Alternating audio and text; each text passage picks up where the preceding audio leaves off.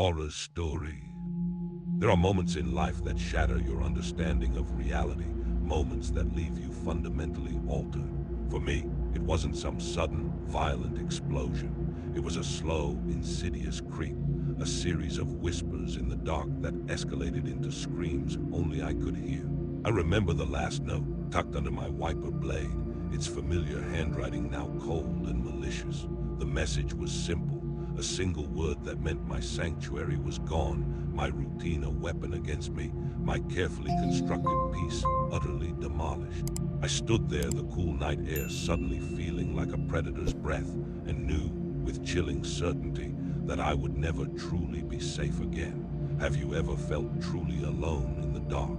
Not just by yourself, but utterly, profoundly isolated, with only the hum of an engine for company and the quiet breath of the night pressing in. That's what it's like on night patrol in a small town. The streets are empty, the house is dark, and the world seems to shrink to the confines of your patrol car, a metal bubble of flickering dashboard lights and the occasional crackle of the radio. It can be a peaceful kind of loneliness, a comfortable solitude, until something shifts, something unseen starts to watch you from the periphery. This is the kind of story that makes you check your locks twice before going to bed. So before the story truly begins, take a moment to like the video and subscribe, but only if you genuinely enjoy what I do here. Tell me, where are you listening from tonight, and what time is it there for you right now? Now turn off the lights if you dare. Ignore the noises your house makes in the silence, and let's find out together what truly hides in the darkness. For 13 years, my life had been defined by the night. I was a patrol officer in a county that, for all intents and purposes, was a network of small, unassuming towns, each a little pocket of quiet normalcy during the day, and a canvas of tranquil darkness after sundown. My shift generally ran from 7 in the evening until 5 in the morning, a schedule that suited my introverted nature and allowed me to spend my days mostly uninterrupted by the world. I knew every back road, every dimly lit alley, every shadow that stretched too long under a street lamp. It was a rhythm, a routine that had become as comforting and predictable as my own heartbeat. My patrol car, a Ford Crown Victoria that had seen better days, was my second home. It smelled faintly of stale coffee, old paperwork, and the distinct metallic scent of police equipment. The driver's seat had molded itself to my frame over countless hours, and the dashboard lights were a familiar constellation. My route often started in the sleepy town of Havenwood, a place known more for its antique shops and annual pie festival than for any real criminal activity. I'd cruise the main street, check the locks on the storefronts, and then drift into the residential areas, ensuring that the only disturbances were errant raccoons or the occasional barking dog. There was a sense of quiet pride in my work, a feeling that I was the guardian of this fragile peace, watching over people as they slept, oblivious to my presence.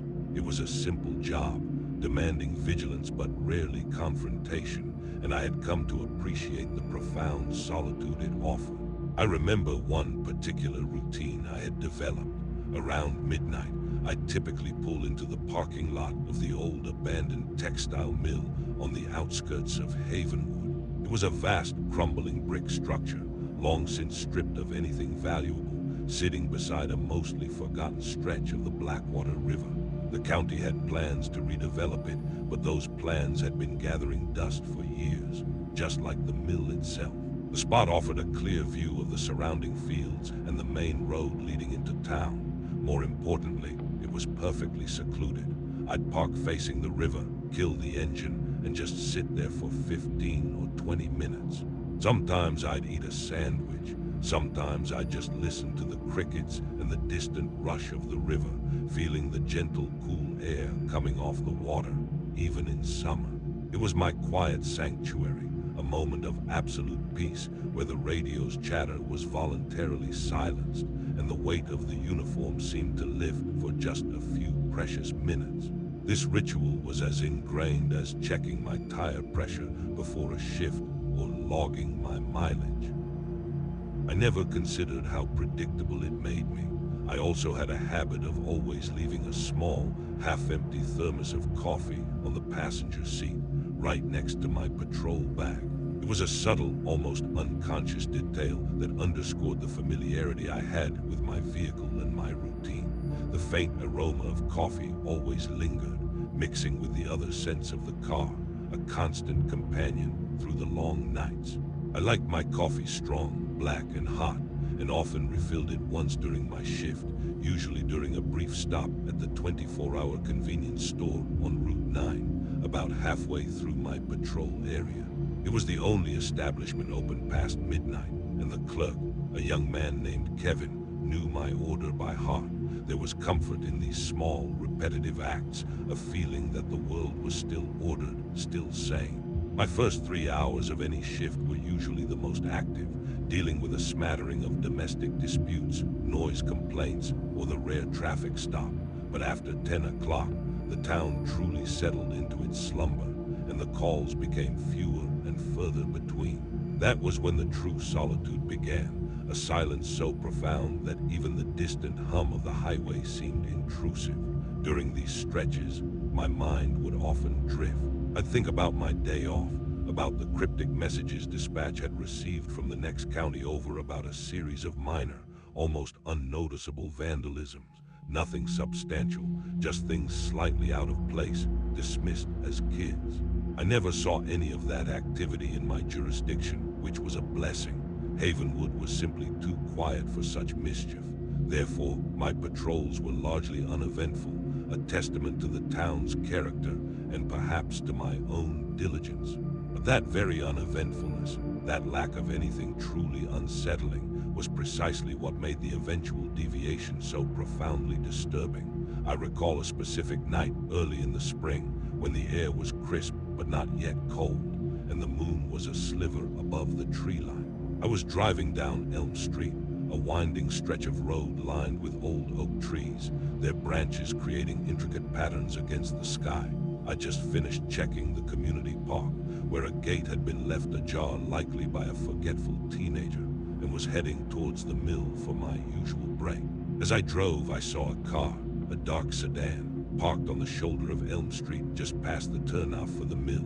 It wasn't unusual for people to pull over for a moment, but this car was completely dark, no parking lights, no interior illumination. It struck me as odd but not alarming. Perhaps someone was taking a call or just pulled over to clear their head. I slowed down, my spotlight sweeping across it, hoping to catch a glimpse of the occupant. The windows were tinted dark, obscuring any view. I felt a faint prickle of unease, but dismissed it as the natural vigilance of my profession. I circled back just to be sure, my training kicking in. A dark car, no lights, late at night, in a quiet residential area, always warranted a second look. As I passed it the second time, I noticed something else. The driver's side window was down, just a crack, still no movement, no sign of life. I considered pulling up behind it, making contact, but then the car's engine softly rumbled to life.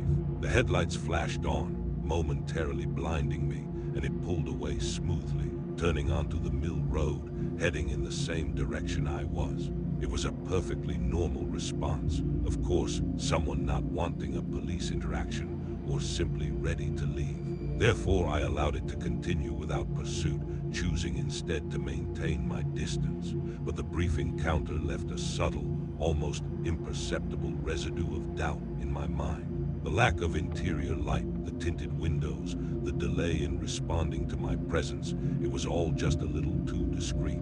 I shrugged it off. My mind, trained for decades to look for threats, sometimes manufactured them out of shadows. It was probably just someone enjoying a bit of privacy, as many people did in secluded spots around town. I continued to the mill, parking in my usual spot. The dark sedan had vanished. I scanned the area with my powerful spotlight, but saw nothing except the swaying branches of the trees and the glint of the river. The hum of the engine had been a comfort, a constant drone against the silence, but even that was now gone, replaced by the symphony of the night. I leaned back, closing my eyes for a moment, letting the subtle anxieties of the night's small encounters wash away. The air, as always, brought with it the faint, earthy smell of the river and the dampness of the surrounding fields. It was grounding. When I opened my eyes, the world seemed to have reset itself. The prior encounter with the dark sedan was already fading into the background, just another statistic in the countless hours of uneventful patrol. I reached for my thermos, poured myself more coffee, and sipped it slowly, letting its warmth spread through me. The world outside remained dark, quiet, and seemingly peaceful. I had no way of knowing how drastically that peace was about to be shattered.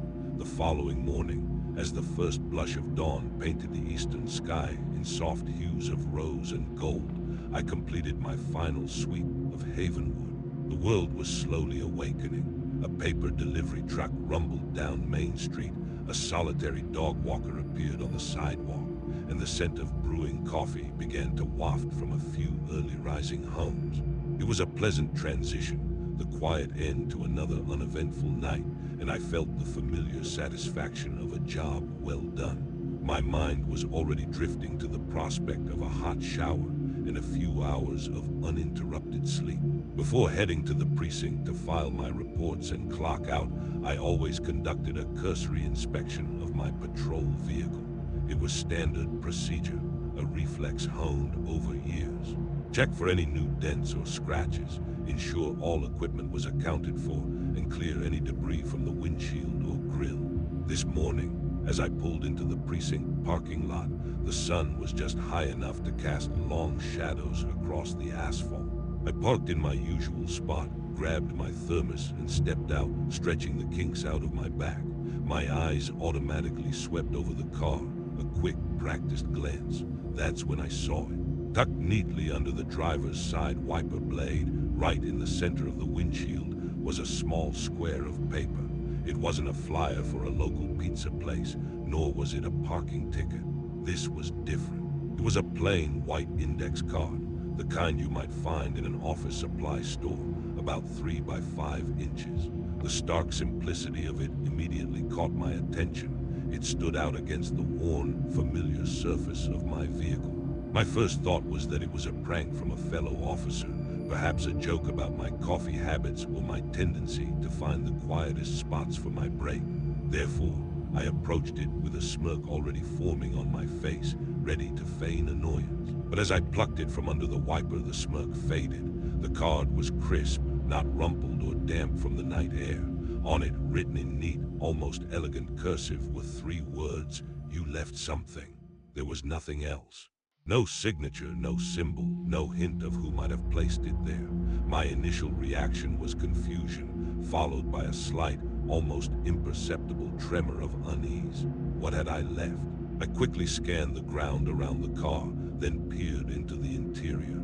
My thermos was in its usual spot, my patrol bag was locked in the trunk, and my keys were in my hand. Nothing seemed to be missing or out of place. My logical mind immediately started searching for an explanation. Perhaps it was a misdelivered note intended for someone else, but why my patrol car? And why on an index card? The careful placement, the neat handwriting, it suggested deliberation, not accident. I crumpled the card in my hand, feeling the stiffness of the paper against my palm. It felt deliberate, too pristine to be something merely dropped by chance. I dismissed it, telling myself it was probably some teenager's idea of a joke, or maybe a quirky resident trying to get my attention about a lost item without wanting to directly approach an officer. Havenwood had its share of eccentrics. The memory of the dark sedan from the previous night, parked so discreetly on Elm Street, flickered through my mind, but I quickly pushed it aside. The 2 events felt entirely unrelated, disparate threads that my sleep-deprived brain was trying to weave into a pattern where none existed. There was no direct connection, no logical leap to be made. Therefore, I chose to classify it as an isolated, minor oddity. I went about my morning duties, filing my reports, chatting briefly with the day shift sergeant about the quiet night. The crumpled note remained in the pocket of my uniform for a few hours, a small, forgotten irritant. But throughout the day, even as I slept, a subtle shift had occurred. That innocuous phrase, "You left something," gnawed at me. It wasn't a threat, not overtly, but its ambiguity was unsettling. It implied a level of observation, a knowledge of my presence that I hadn't considered before. What if it wasn't a joke? What if it was meant specifically for me, the night shift officer? My sense of complete, unchallenged solitude on patrol had been slightly, almost imperceptibly, compromised. I was usually the observer, the unseen protector. Now, for the first time, I felt like I might have been observed myself. My next shift began with a heightened, though subtle sense of awareness.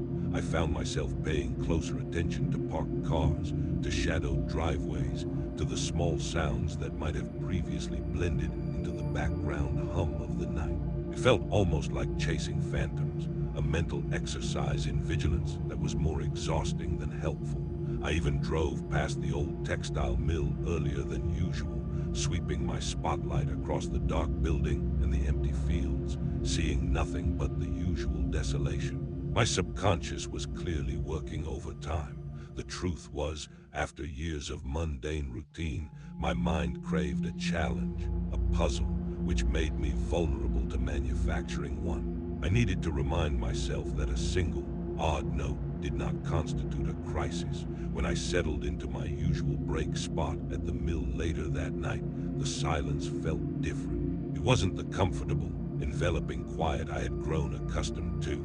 It was a more expansive, watchful silence. I found myself constantly scanning the perimeter, my gaze lingering on the dark patches of woods bordering the river, on the distant glint of the road.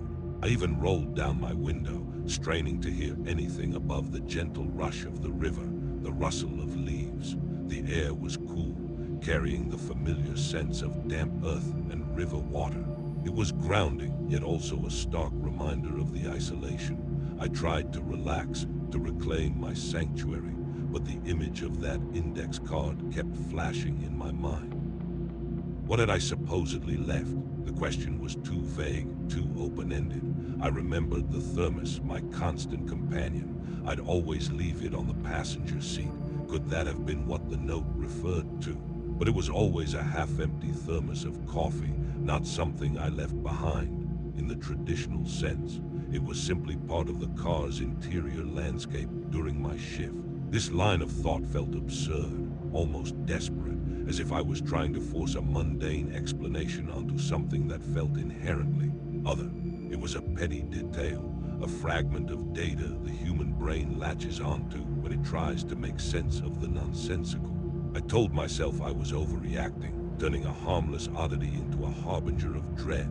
It was simply a misplaced item or a misunderstood message. My shift concluded without incident. I diligently checked my car before clocking out, half expecting, perhaps even half hoping, to find another note, just to confirm it was indeed a prank. But there was nothing. The windshield was clear, the tires were properly inflated, and the interior was exactly as I had left it. The absence of a second note, rather than reassuring me, actually deepened the ambiguity. Was it truly a one-off?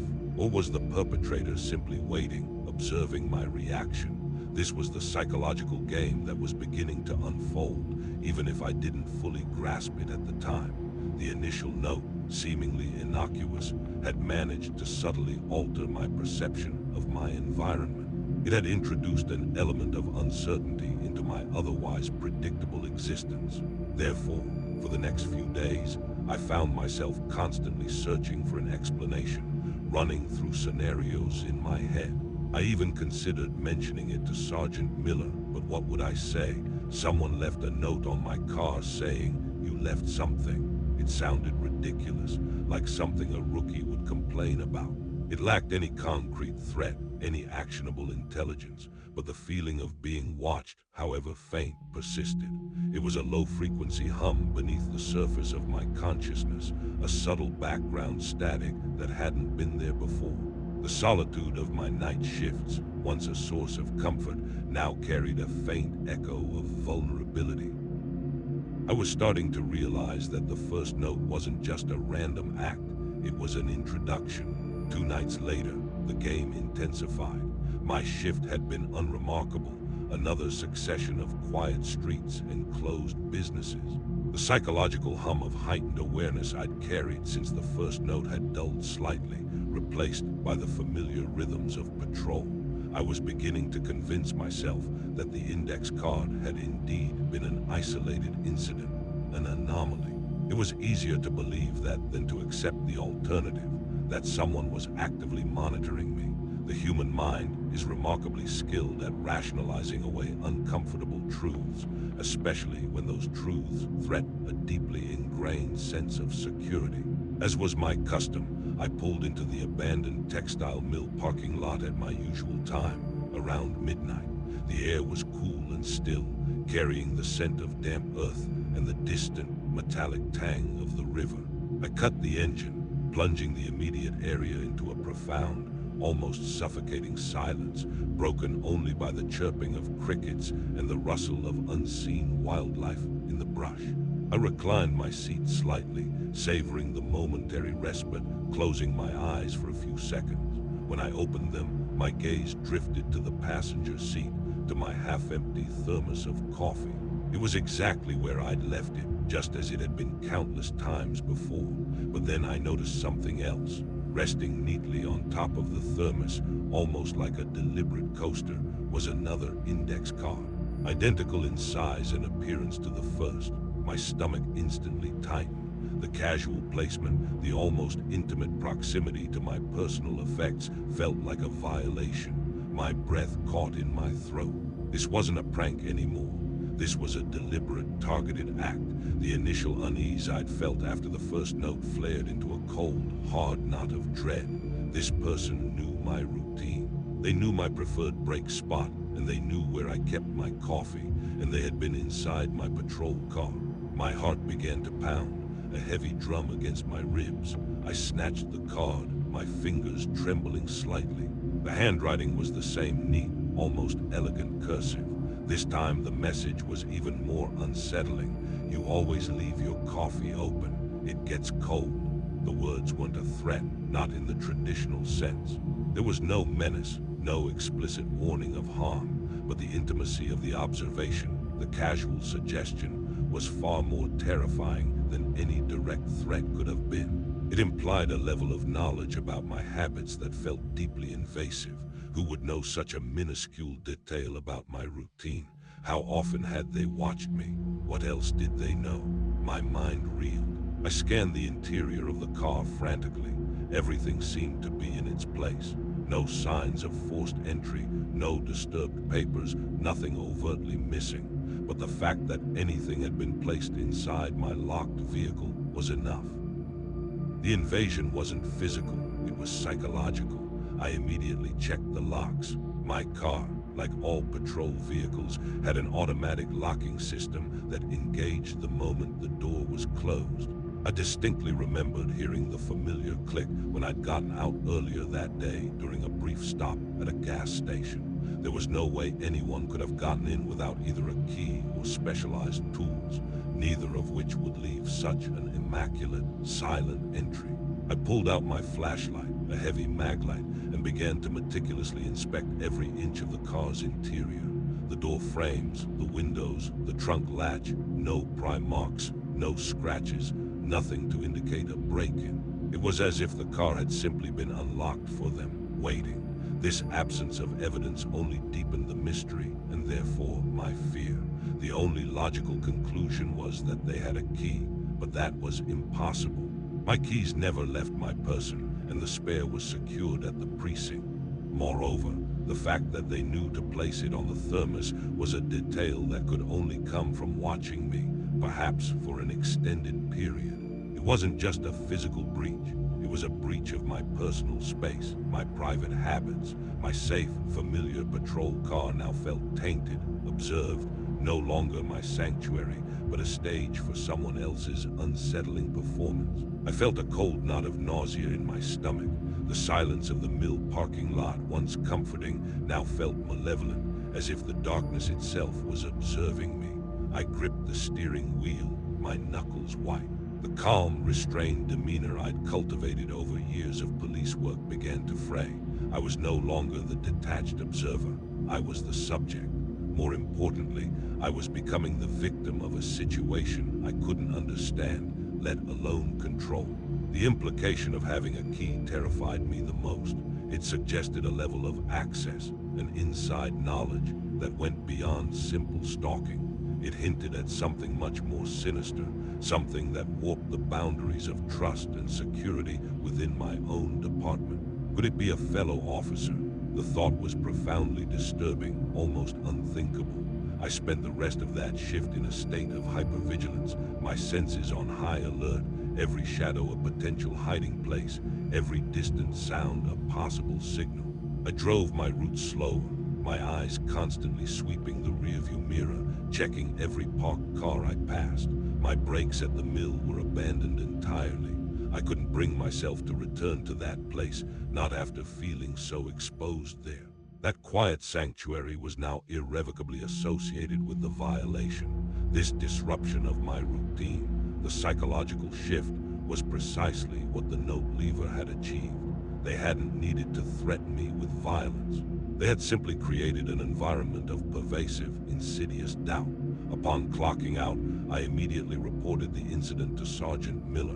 He listened patiently, his face a mixture of concern and mild disbelief. "Inside the car, you say? No forced entry?" he asked, scratching his chin. I explained in detail, handing him the 2 index cards, now slightly crinkled from my anxious grip. He promised to look into it, to check the security footage from the precinct parking lot, though he admitted it rarely covered the entirety of the lot with enough clarity, especially at night. He suggested it might be a new form of harassment from a disgruntled individual I might have ticketed or arrested, but that explanation felt hollow. No one I dealt with had ever shown this level of sophisticated psychological targeting. This wasn't about revenge. This felt more like a twisted experiment. For the next week, nothing happened. The absence of further notes was almost as unnerving as their presence. It felt like a deliberate lull, a calculated pause designed to amplify the paranoia. Every shift, I checked my car meticulously before and after, peering into the interior, running my fingers along the door seams, checking the trunk. I varied my routes, avoided my usual brake spots, even parked in different areas around town just to throw off any potential observer. It was an exhausting mental exercise, constantly second-guessing every choice, convinced that every subtle change in pace or location was being noted, analyzed. My sleep suffered. I'd wake up in a cold sweat, convinced I'd heard a faint scratching at my window or imagined the soft click of a lock disengaging. My home, once a bastion of peace, now felt permeable, its walls too thin, its windows too transparent. The security I had once taken for granted, both professional and personal, had been completely eroded. I found myself checking the locks multiple times before bed, peering out through the blinds at every creak of the house. The world had become a more dangerous, more watchful place. Therefore, the simple act of driving my patrol car, once a source of comfort and routine, had transformed into a relentless, high-stakes game of observation and evasion. One night, as I was conducting a routine check of a deserted industrial park, a flash of red caught my eye in the distance. It was a vehicle, parked not on the road, but tucked away behind a cluster of overgrown bushes, almost completely obscured. It wasn't my usual route, a deviation I had made specifically to avoid predictable patterns. My heart gave a jolt. I immediately killed my headlights and coasted silently toward it, my hand instinctively going to my sidearm. As I slowly approached, the outline of the vehicle became clearer.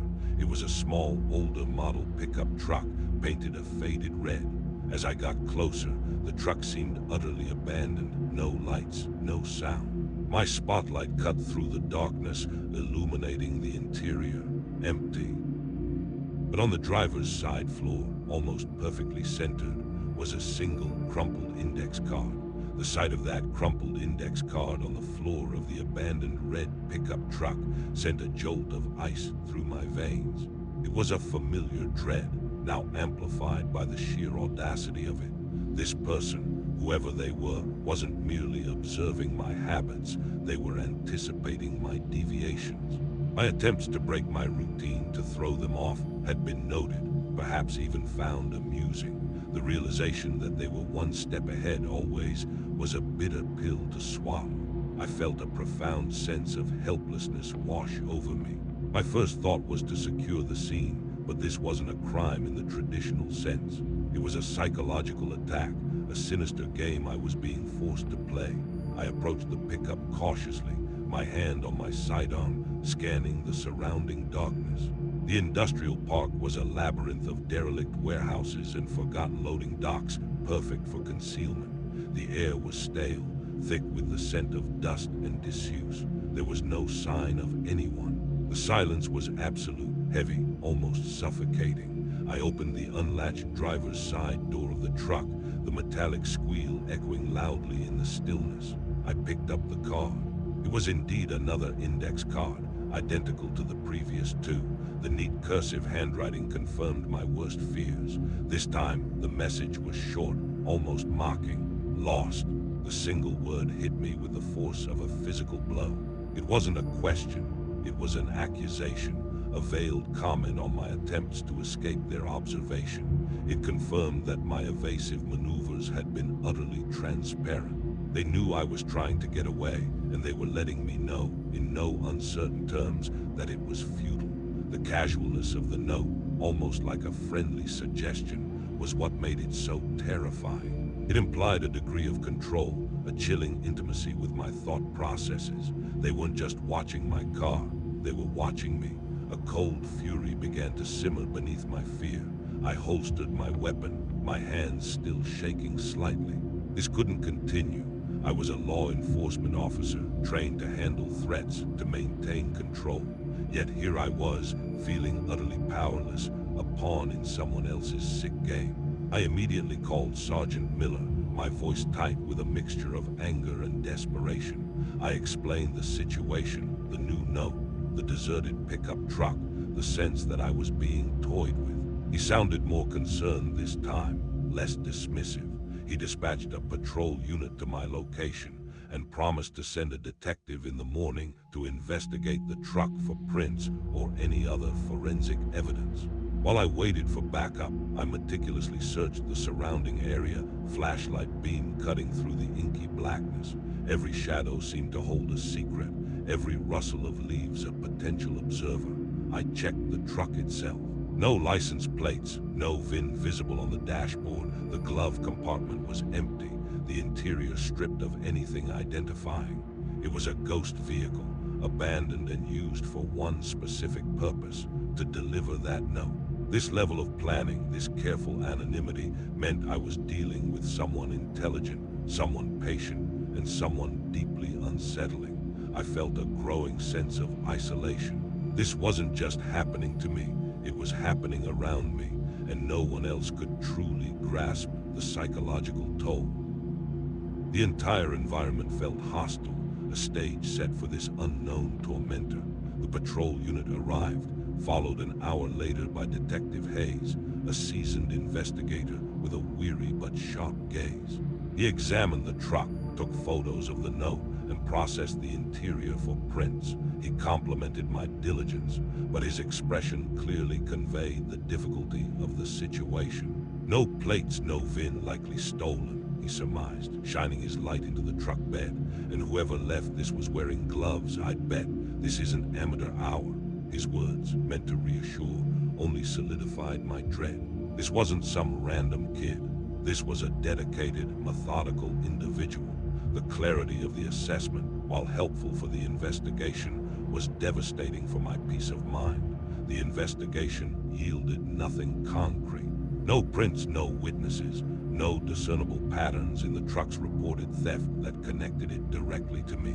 The general consensus at the precinct was that I had likely crossed someone extremely disturbed and clever, and that I should simply remain vigilant.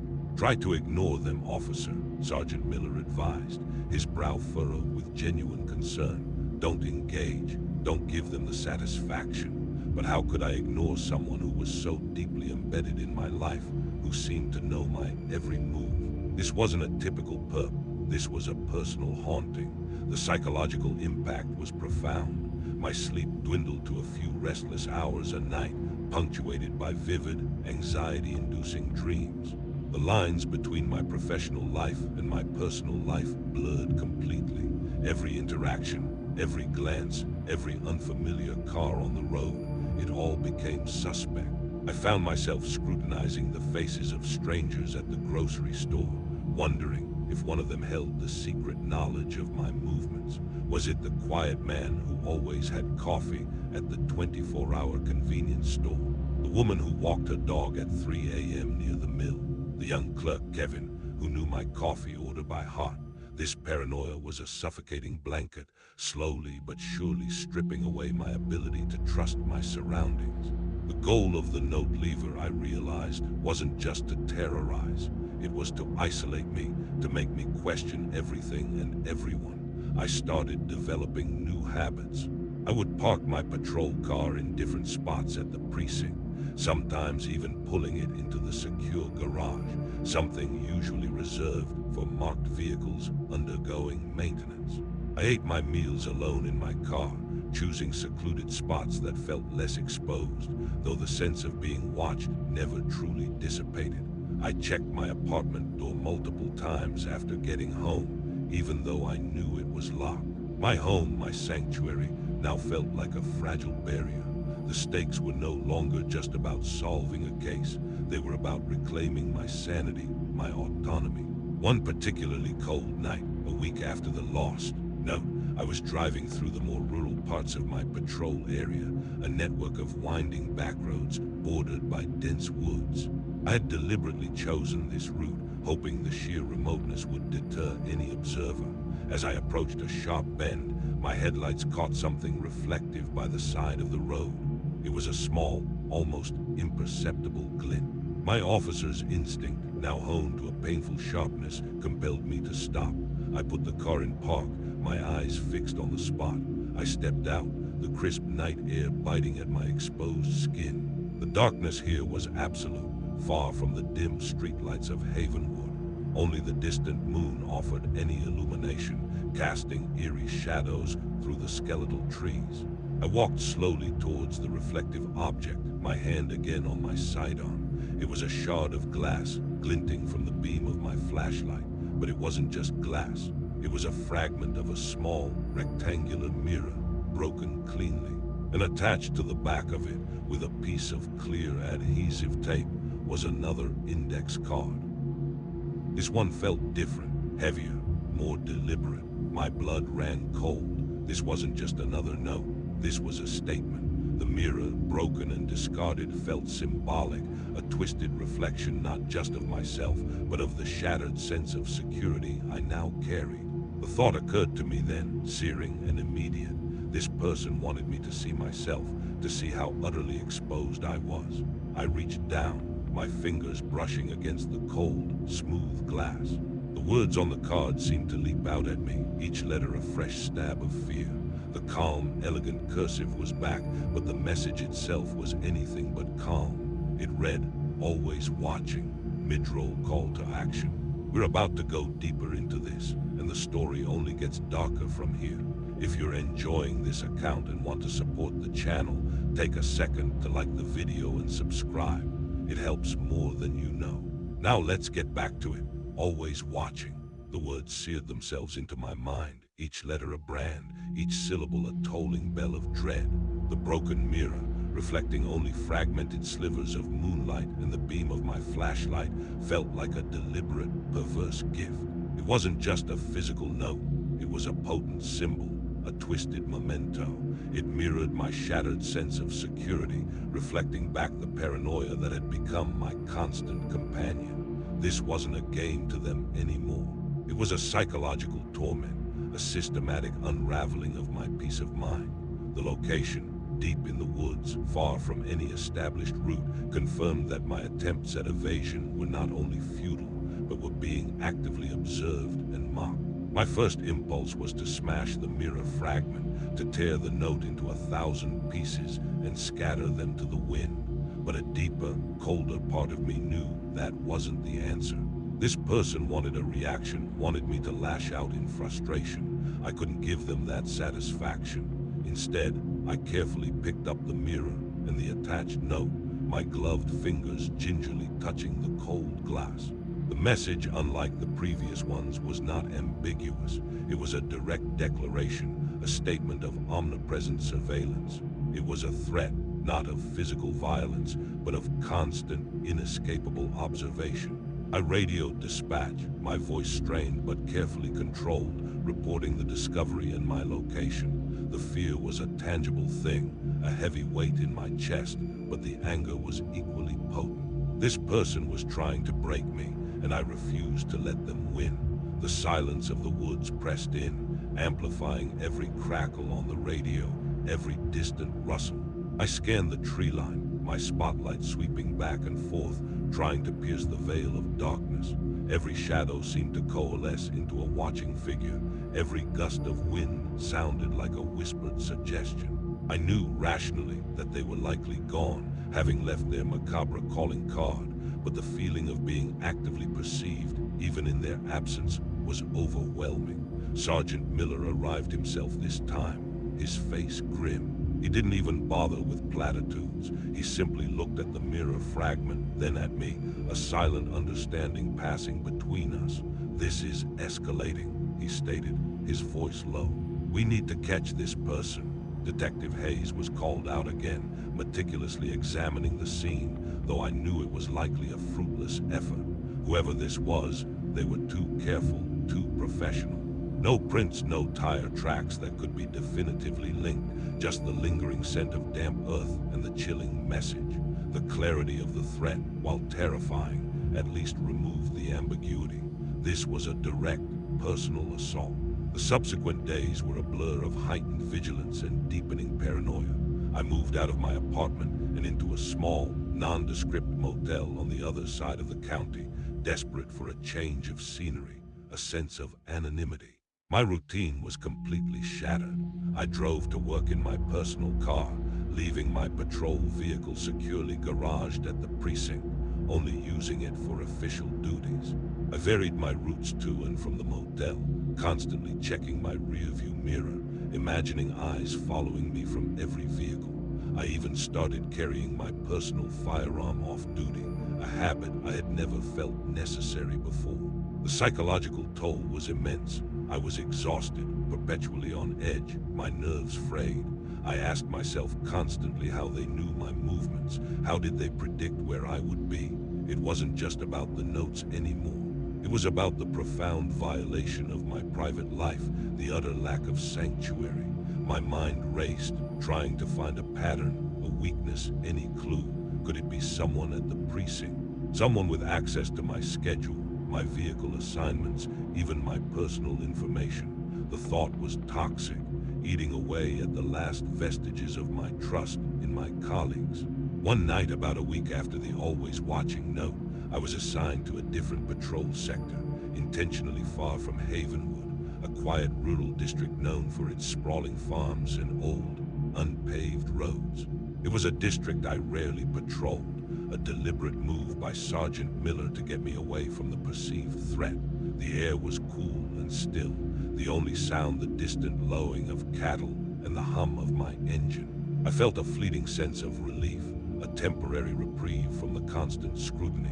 This area was vast, sparsely populated, and I had chosen an entirely new, unpredictable route.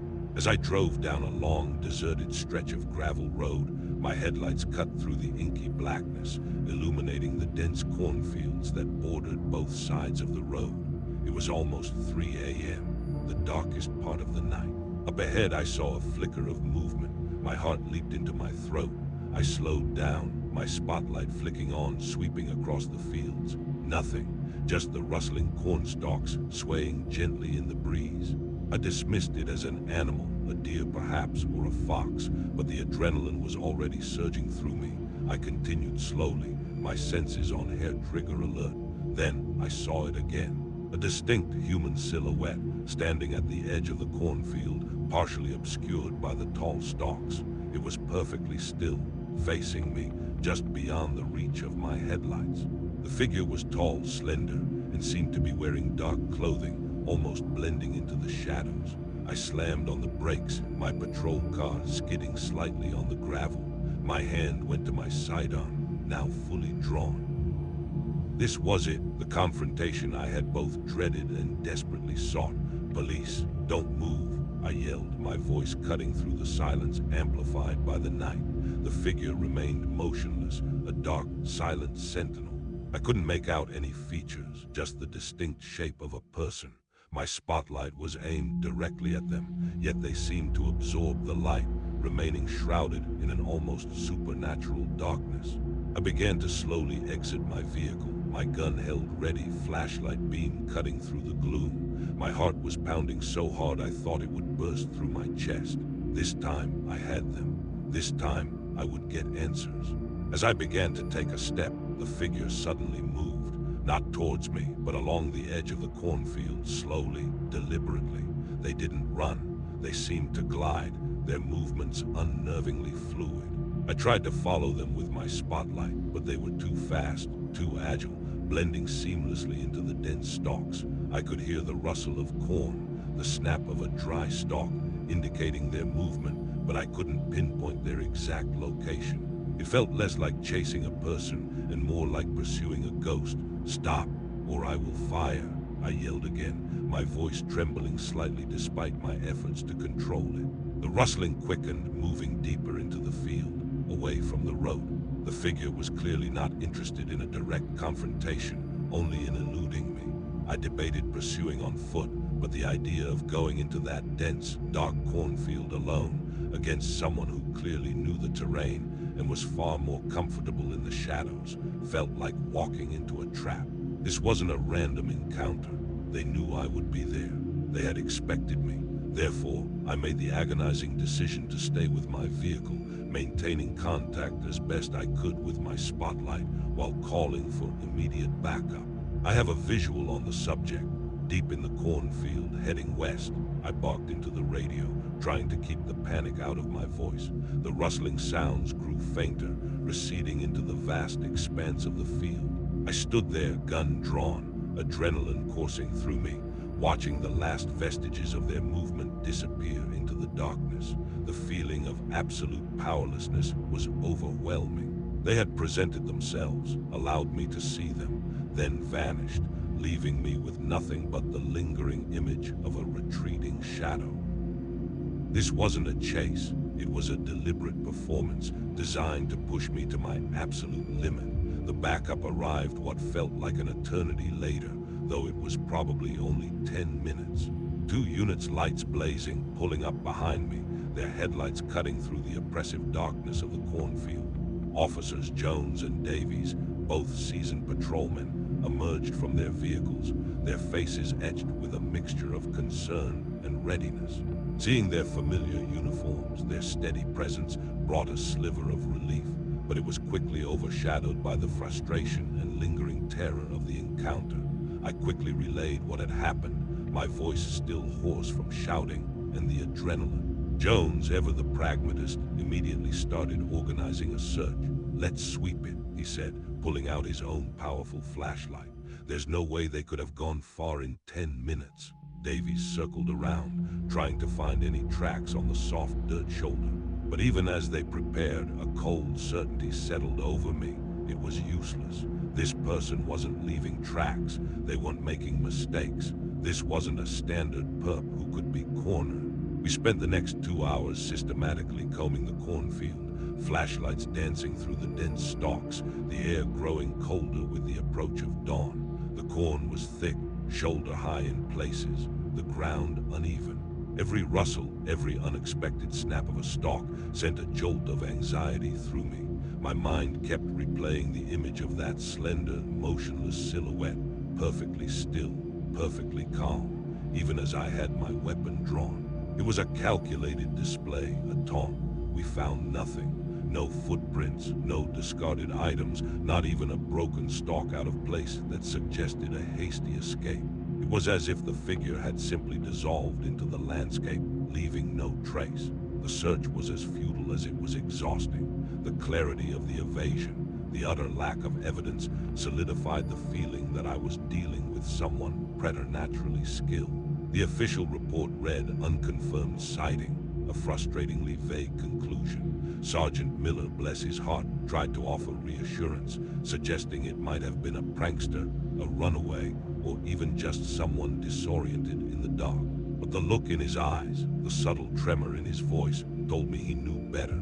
He knew this was connected to the notes, to the systematic terror campaign. He recognized the insidious nature of an enemy who attacked not with fists or weapons, but with psychological warfare. The department had done all it could, but the truth was they were fighting a ghost, and ghosts don't leave fingerprints. After that night, the notes stopped. The encounters ceased. It was a sudden, jarring silence after weeks of escalating psychological torment. But the cessation brought no relief, no sense of closure. Instead, it felt like the quiet after a storm, a temporary lull before the next, inevitable devastation. It was as if the unknown tormentor had achieved their objective. They had broken me. They had shattered my sense of security, replaced my comfort with constant anxiety, and my trust with pervasive suspicion. The game, I realized, wasn't about catching them. It was about them breaking me. And they had won. I continued working night shifts, though my routine was irrevocably altered. I never again allowed myself the luxury of a quiet moment at the mill. I changed my routes constantly, never stopping at the same convenience store twice in a week, never pulling over for more than a minute or two. My patrol car, once a sanctuary, now felt like a cage, a highly visible target. Every shadow held a potential observer. Every distant car light a possible pursuer. My entire existence became a constant exercise in vigilance, a desperate attempt to outmaneuver an unseen enemy who seemed to know my every thought. The small, unassuming towns I patrolled, once a source of comfort, now felt like a vast, interconnected trap. The world had permanently shifted on its axis. The paranoia seeped into my personal life like an inky stain. I couldn't shake the feeling of being watched, even in my own home. I installed a security system, multiple cameras, and triple-checked every lock and window before bed. Every unfamiliar car parked on my street sent a jolt of alarm through me. Every unexpected knock on the door made my heart pound. My sleep remained fractured, haunted by dreams of shadowy figures in cornfields, of index cards with chilling messages.